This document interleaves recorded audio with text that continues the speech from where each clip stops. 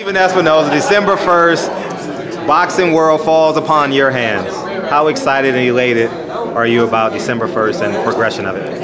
I'm really happy where we are. I mean, it feels like things are peaking at the right time. There's good interest. You know, the fires have calmed down here in LA. You can breathe again. The air isn't bad. We've gotten the last 48 hours, I mean, off the charts in terms of celebrity requests. Beautiful. You know, I think we're looking at LeBron, Kobe, and Shaq all coming in. It'd be interesting to see when is the last time the three of them were together. Oh shit! Oh shit! I didn't even think about that. I didn't even think about that. You're when's right. the last time you had all three of those guys in the same room? Maybe an all-star game, maybe, but I don't think, you know, Kobe's going to a lot of all-star games, you know, anymore.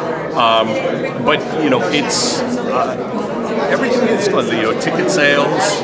Ticket sales still doing better than all Eddie Hearn's events. It's put together. Okay, put together. Okay.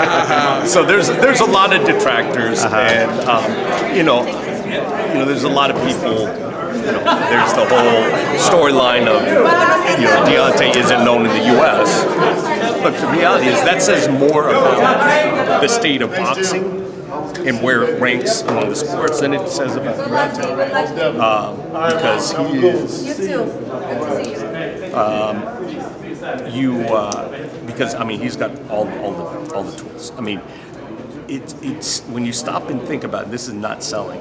There's a lot at stake here for both guys. The loser. Oh, Jesus Christ, the loser. Yeah, personally, financially, I mean, because you figure the winner is in line for Joshua at some point, you know, and that's $30 million fight, $40 million, you know. So whoever wins still is in the running for that payday. Whoever loses, at least in the short term, is probably out of the running. So if nothing else, you know, you're going from here in terms of earnings to up here. When is the schedule coming out for Showtime for 2019? I think we'll probably do it after the new year because there's some of the fights, like, you know, we want to see what happens with Hurd on Saturday. We'll want to see what happens with the Charlos, and you know, Brazil might be an opportunity for Wilder. So I think it'll give us a little bit more time. We could do it in December, but then it'd be hard to sort of say, well, we're going to do Hurd versus Charlo if Charlo wins. You know, it's just not as good an announcement. So it'll probably be first part of January. That's your dream fight. See, I keep bringing that up. No, every interview I've seen, I'm like a boxing stalker, so I watch all your interviews. Every interview you've done, you've been proclaiming that fight. Are you in competition with Fox for that fight? Or no, are you bidding for that fight, or you just want? No, it's just, you know, it's one of those. I think I'm close to it because we built it. Neither one of those guys has appeared anywhere else. I would agree. So, you know, and I'm glad they're, you know, hopefully, you know, they're going to get some new fans on Fox. Maybe they don't have Showtime, but the reality is I feel close to that fight because we've gotten both those guys to this point, and I like both of them, you know, and I don't know what, you know, I don't know what happens in that fight, you know. Now, Hurd said he has the date. Is that true? Hurd, we've got penciled in until March, which, you know, yeah, that's the plan. You know, the opponent's still being discussed, whether it's Charlo now or Charlo in the fall. A lot depends on how he looks and feels in December 22nd. Now, assuming Deontay Wilder wins, do you go to immediate talks with people from the UK? I'd like to. Your best friend? You know, yeah. I'd like to, but you know, the Wembley thing is a big obstacle. Oh yeah, the set date, yes. And it's not so much the date as it is the venue, because going to the UK, you're leaving $30 million on the table. Site fees is that much? Well, not the site fee. It's because if you're going to the UK, then it's really not a pay-per-view here. You're right. I get it.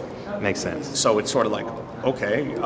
So they wouldn't adjust it like Douglas Tyson. They wouldn't. They couldn't do that because, especially with Wembley, they have a curfew. They'd have to go at 3, and it would city regulations. That's great information. And like, So at some point, that's the biggest obstacle to that, is sort of saying, like, if we're going to do it, let's do it where everyone benefits the most.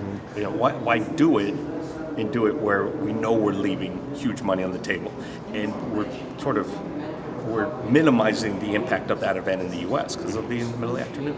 And you've been using the word streaming a lot lately. it's the catchword, you know, as if people watch things because they're streaming. Like, you don't watch streaming. There's something that you want to watch, and it might be available streaming. So at the end of the day, if you don't have good fights, what do you market? You market, oh, we're streaming. Okay, that's not a reason to subscribe. It's a way to subscribe. Sure. It's sort of like, hey, we're on radio. Okay, but what are you listening to? It's not, let's get radio, let's get internet. No, it's what are you looking for? What is the content that is driving you? Sure. Okay, my last question. I know you want to go. January 19th, you have Manny Pacquiao, Adrian Broner. Obviously, y'all let Adrian Broner go, do his thing, which is pretty impressive. I was like, whoa, Jim grading. I was like, I was like, Jim Gray gonna cut him off at some point. You can't stop him. You can only hope to contain him a little bit. Adrian Broner said, if I win this fight, I can get a 9-figure payday. My novice mind would say, is Floyd Mayweather in the works for either of the two? And the Cinco de Mayo, want to steal it before Canelo gets it? You want to pencil that in? I don't know that Floyd and AB would fight, although it would be an intriguing promotion. That would be the best promotion since, I mean, shit. It would be intriguing, but I think really what Adrian is saying, and he did say it at some point, this is a complete fresh start. If he gets this win, this now defines him in a way that nothing else had happened. You know, there's some people have written, you know, he hasn't lived up to the expectation of his talent. If he gets this win, you know, Manny's still Manny.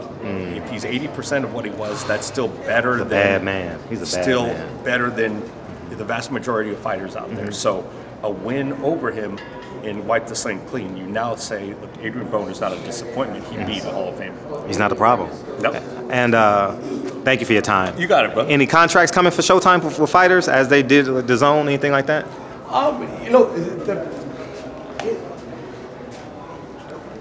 You know, we go back and forth about that. I mean, I think, look.